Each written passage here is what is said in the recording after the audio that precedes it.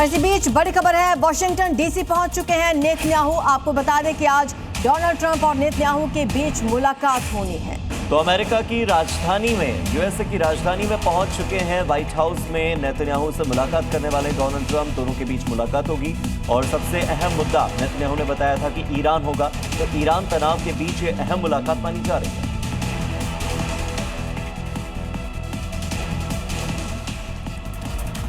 इसी बीच वॉशिंगटन में ट्रंप से मीटिंग को लेकर प्रधानमंत्री बेंजामिन नेतन्याहू ने कहा कि बातचीत में ईरान सबसे बड़ा मुद्दा होगा। साथ ही आगे उन्होंने कहा कि इजरायल का टारगेट क्लियर है, इजरायल की सुरक्षा और उसकी ताकत बढ़ाना हमारा लक्ष्य है।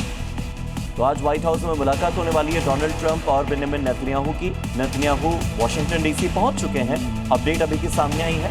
और व्हाइट हाउस में दोनों नेताओं के बीच, शीर्ष नेताओं के बीच मुलाकात होगी। और इसी बीच बड़ी खबर आ रही जम्मू कश्मीर से, जहां पर अमरनाथ यात्रियों से भरी हुई एक बस पलट गई है। यात्रियों से भरी ये बस खाई में पलट गई। दुर्घटना में 10 से ज्यादा यात्री घायल बताए जा रहे हैं। अमरनाथ के दर्शन करने के लिए यात्री जा रहे थे, तभी अचानक से बस पलट गई। बताया जा रहा है कि गांदरबल के गुंड इलाके में अचानक से ये दुर्घटना हुई। बचाव दल ने यात्रियों को अस्पताल पहुंचा दिया।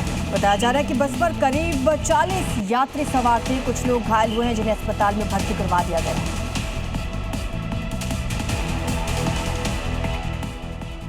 शिक्षा मंत्री के इस्तीफे के बाद दिल्ली में प्रदर्शन तो खत्म हो गया, लेकिन अब दिल्ली पुलिस एक्शन में है और उन अपराधियों की तलाश कर रही है जिन्होंने प्रदर्शन के दौरान जमकर बवाल मचाया और तोड़फोड़ की थी।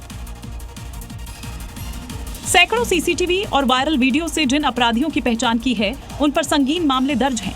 करीब 2900 की पहचान की है, जिसमें 989 लोगों के खिलाफ हत्या, हत्या के प्रयास, डकैती, रेप, महिलाओं के खिलाफ अपराध, आर्म्स एक्ट, अपहरण, झपटमारी और NDPS जैसे गंभीर मामले हैं। प्रदर्शन के दौरान भी ये आरोपी सीसीटीवी तस्वीरों में हिंसा करते कैद हुए हैं, जिसमें बैरिकेड्स तोड़ना, पुलिस पर पथराव, पेपर स्प्रे का इस्तेमाल, तोड़फोड़, जवानों पर हमला और उनके जूते छीनते दिख रहे हैं।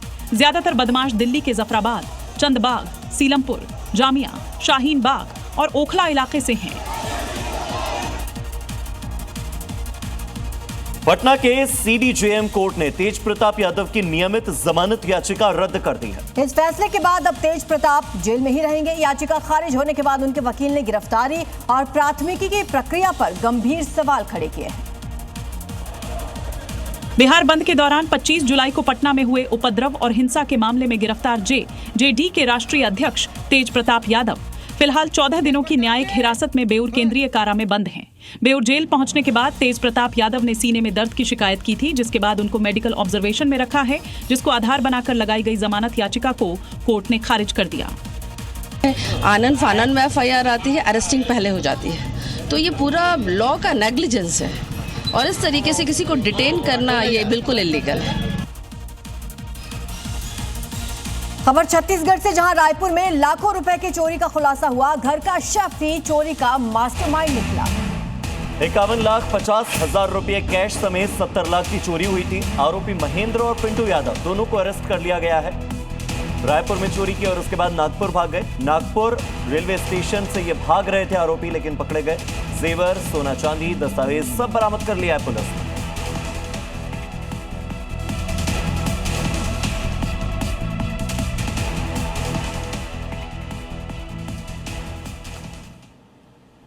और चलिए अब देखते हैं दिल्ली से जुड़ी 5 बड़ी खबरें। दिल्ली दंगा मामले में दोषी ठहराए गए ताहिर हुसैन समेत 5 आरोपियों की सजा पर फैसला 31 जुलाई को आएगा।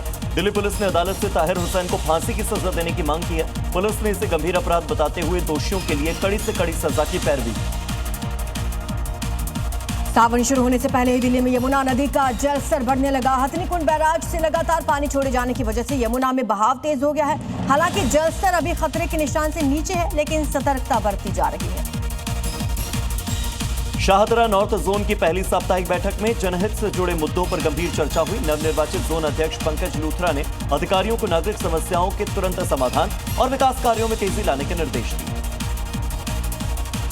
दिल्ली पुलिस ने CJP प्रदर्शन के दौरान हुई हिंसा को लेकर बड़ा खुलासा किया। अब तक 100 से ज्यादा वीडियोस मिले हैं। FRS डेटा में 2873 संदिग्धों की पहचान हुई। इनमें कई गंभीर अपराधों में आरोपी बताए गए। दिल्ली में कॉमनवेल्थ टेबल टेनिस चैंपियनशिप का मुख्यमंत्री रेखा गुप्ता ने त्यागराज स्टेडियम में उद्घाटन किया। अंतर्राष्ट्रीय खिलाड़ियों से सजे इस टूर्नामेंट में रोमांचक मुकाबले देखने को मिलेंगे। 2 अगस्त तक ये प्रतियोगिता चलने वाली है।